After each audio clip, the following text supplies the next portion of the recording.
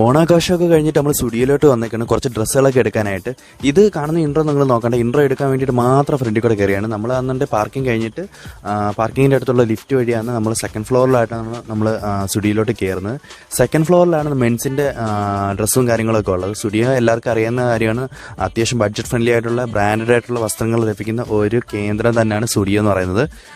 ഇവിടെ എന്നുണ്ടെങ്കിൽ നമുക്ക് ഈ ജോഗേഴ്സിൻ്റെ പാൻസൊക്കെ കാണാൻ പറ്റും. അതിൻ്റെ ഹയർ എൻഡ് ആയിട്ടുള്ള 999 ഉണ്ട്, 799 ഉണ്ട്, പിന്നെ 899 ഉണ്ട്, പിന്നെ സാധാരണ നോർമൽ പാൻസുകളുണ്ട് 699, 799, അതുപോലെ തന്നെ 899 ആ രീതിയിൽ.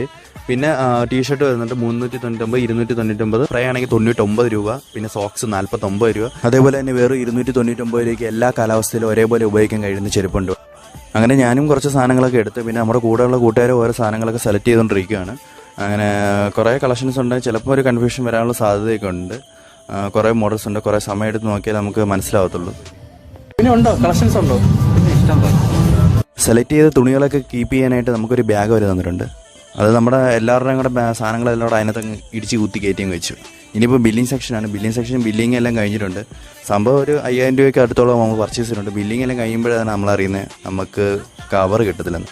പിന്നെ അവരോട് കാര്യങ്ങളൊക്കെ പറഞ്ഞ് പിന്നെ പയ്യന്മാർ നമുക്കൊരു കവർ എടുത്ത് തന്നു.